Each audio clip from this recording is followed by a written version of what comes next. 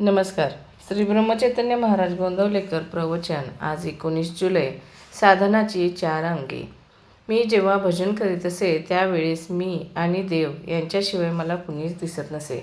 तसेच तुम्हाला व्हावे अशी माझी इच्छा आहे आणि तसे तुम्हाला होऊ शकेल म्हणूनच हे मी सांगतो आहे. प्रपंचात वागत असताना प्रत्येकाने अंतर्मुख होऊन आपले दोष काय आहेत ते हुडकून काढावेत आणि ते घालवण्याचा प्रयत्न करावा. माझे अवगुण मला डोंगरासारखे दिसले पाहिजेत. प्रत्येकजण स्वतःच्या अवगुणांकडे दुर्लक्ष करून दुसऱ्याच्या अवगुणांकडे किंवा दोषांकडे पाहतो.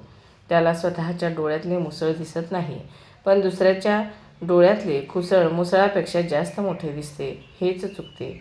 आपण दुसऱ्याचे दोष सांगू नयेत आणि परनिंदा करू नये. रोज निजण्याच्या वेळेस आपण दिवसभरात देवप्राप्तीसाठी काय केले किंवा दुसऱ्याच्या निंदेत किती काळ घालवला याचा पाढा वाचावा, म्हणजे चित्तशुद्धी होईल. रोज असे तुम्ही करीत जा, म्हणजे 3 महिन्यात तुमचे चित्त शुद्ध होईल.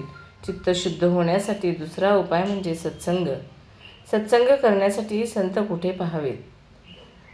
आपण पाहू गेलो तर आपल्याला संत ओळखता येईल का? संत आपल्यासारखेच देहधारी असतात का? हल्लीच्या काळात संत पाहू गेल्यास सापडणे कठीण आहे. अशावेळी दासबोध हाच सत्संग होईल. समर्थांनी सांगून ठेवले आहे की जो विश्वासाने हा ग्रंथ वाचील त्याला माझा संग घडेल.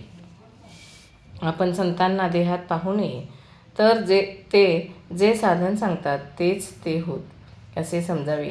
त्यांनी 4 गोष्टी करायला सांगितल्या आहेत. 1. निर्गुणत्व कळायला कठीण म्हणून सगुणोपासना करावी, त्यानेच निर्गुण रहस्य कळेल. दुसरी गोष्ट म्हणजे नम्रता. अभिमानाने परमात्मा दुरावतो. सर्वांशी जो नम्र तो भगवंताला प्रिय असतो. तिसरी गोष्ट अन्नदान. कलियुगात यथाशक्ती अन्नदान करीत जावे, त्याचे महत्त्व फार आहे. चौथी गोष्ट म्हणजे भगवन नामस्मरण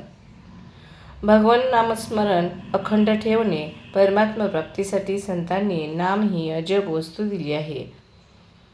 संत भेटल्यावर काही करायचे उरले आहे असे आपल्याला वाटताच कामा नये. ज्यांना ते वाटते त्यांना गुरु भेटूनही भेट न झाल्यासारखेच आहे. आज एक यात्रा केली, उद्या दुसरी करायची राहिली, अशी इच्छा का असावी?